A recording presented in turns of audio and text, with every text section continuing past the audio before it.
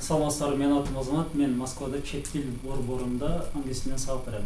Бүгүн биздин сабагыбыз англис тилиндеги өзгөчөлүктөр тууралуу болот. Мисалы, shut up деген сөздү shut up болуп калат. Эмне үчүн болот? Көп угабыз. Кинолордо мисалы ырда бар, shut up же shut up дегенчи. Ошолор бардыгы эмнеге т болуп туруп, р болуп калат. Жазайлы.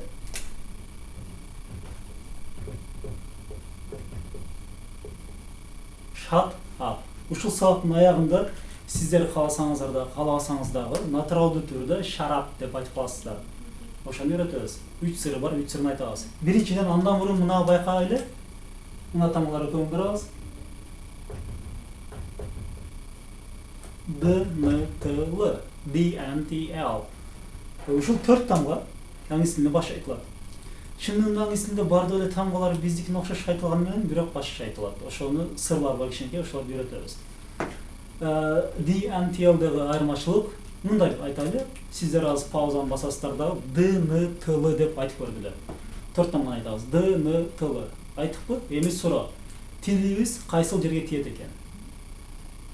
Туура. Мына үстүңкү тиштин аркасына тийди. Туурабы? Үстүңкү тиштин аркасына. Эмне үчүн үстүңкү тиштин аркасына тийип атат? Биз ушул тамгаларды айтканыбызда.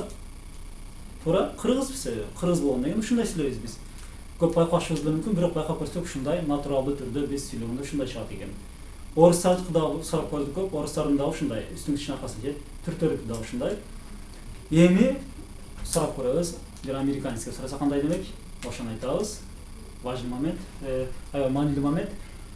D-N-T-L. Бул американецтерде тили тишке эмес, мына.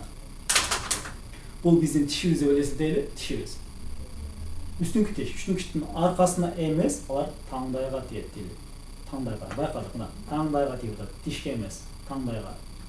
Таңдайга тийгендин себебинен аларда башкача чыгат. Мисалы, Toyota деген сөздү деле, мисалы машина Toyota башка болот. Көп сөздөр башка болот. Кайрадан келдик. D-N-T-L. Эстен чыгарбайбыз. 4 тамга. Дайыма таңдайга тийгизип сүйлөйбүз. D-N-T-L. Эми байкадык Т тамгасы бар. Т тамгасы келди. Shut up деген эмнеге shut up болот? 3 сырын айтабыз дедик. Биринчи сырын айттык. Т. Тишке эмес. Тын айтканда таңдайга тийиш керек. Бир таңдайга.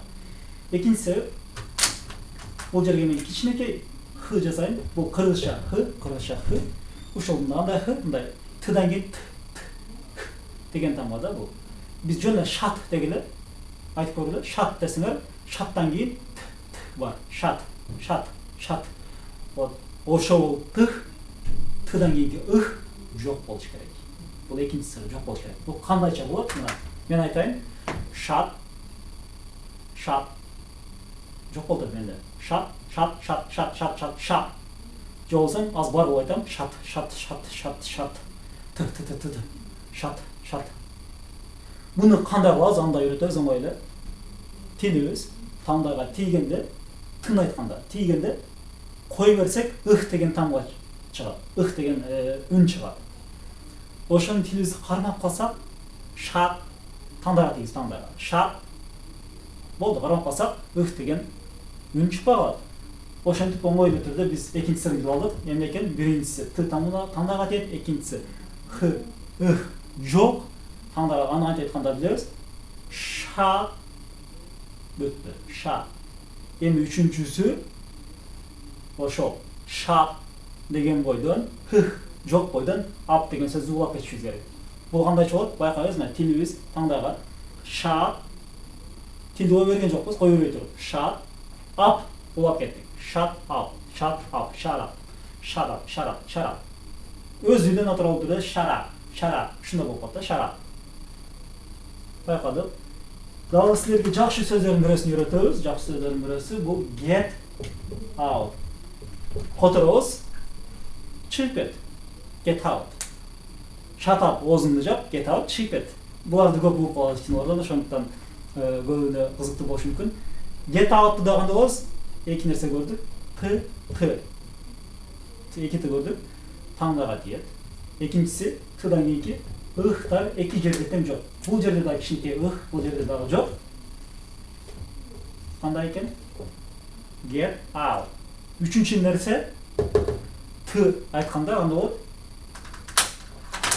Get degende get out kılıp ulap ketişiz gerek. Da aytpay turup. Get out. Get out. Shut up. Get out. Get out. Anlatayım, get out. Go was. Get out of here, man. Alright. Ушундай дегендер ким орго калат. Же мисалы кандай айтады? Мисалы it's hot outside. It's hot outside.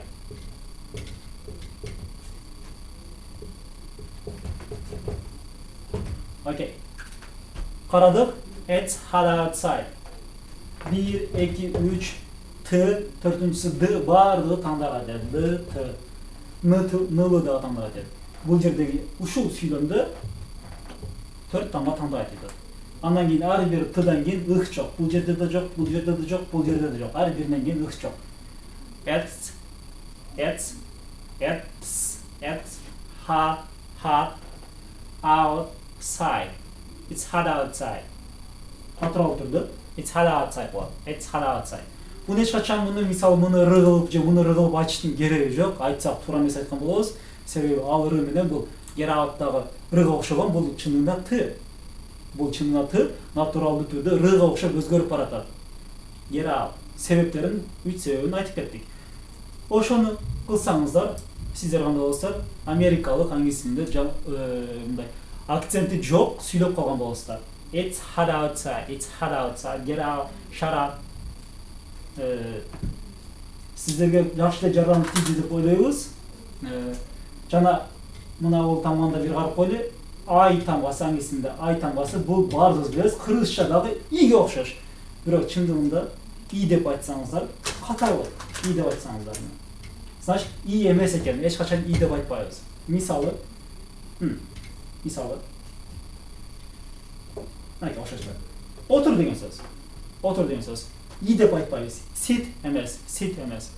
Анда кантип айтабыз? Кантип айтканыбызды кийинки сабакта түшүндүрүп беребиз. Кийинки сабакта көрүшкөнчө жакшы туруңуздар. Кайрадан атым Азамат. Chettil.ru'nu Chettil.ru сайтында сиздерди күтөбүз. Жакшы туруңуздар.